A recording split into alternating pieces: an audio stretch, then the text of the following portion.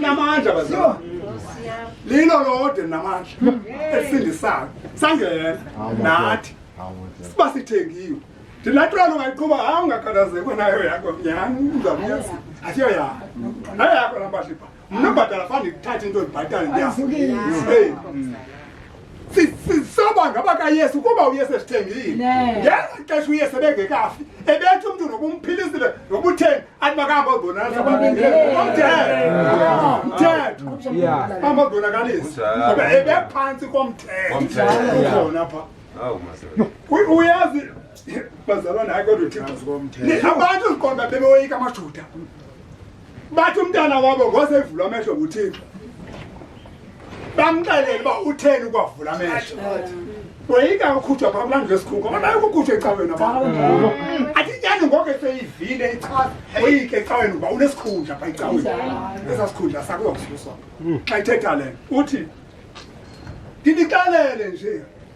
Kuthiwa ke bathe abazali hayi animbuzeni ngisemdala athethele ngokwakhe. Uthi ndixelele nazana khona ndifuna ngabafundi bakhe la bathi hasuka nguwe sifundi wakho uThixo. Bezama bazalwane ucisha lento ithi Yesu bengafuni lo Kristu kuthiwa nguYesu. Tu bengafuni igama tu. Besilwa na. Bachila bazalwane uYesu uThixo. Balichila uThixo nechileka bazalwane. Ukuze abantu bonke basindiswe ngegazi lemvana. Sathenga bangi. Sathenga ngento ezingenabonakala. Alonakala igazi likaYesu bazalwane. Ayonakala amagazi ebhoko. Uyabona njengoba ndisitsho ukuthi ndalinyazwa ngabantwana abenzelwe zonke izinto. Ibhoko abancedanga. Lawa mahali ibhoko. Ibhoko inyama mzalwane ifana nenyama. Ayincedi into tu. Soze kucede inhliziyo. Ayiciki soze ngene. Yazi into abengisenza apha ezimayini eGauteng. Ngena pentshela bazana pha ku-82. Ngoku ku-2019.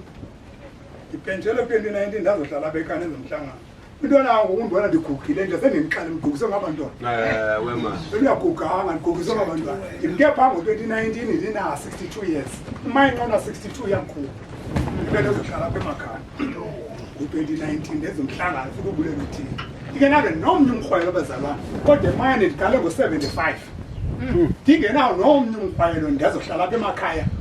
Ku-2019 ndabuya ndazohlala apha emakhaya. Ndizoqalwa nezikreshi ngondi lapha ekhaya. Ndinyazwa yintoni? Ngabantwana. Ngabantwana. Thanda sendichazile.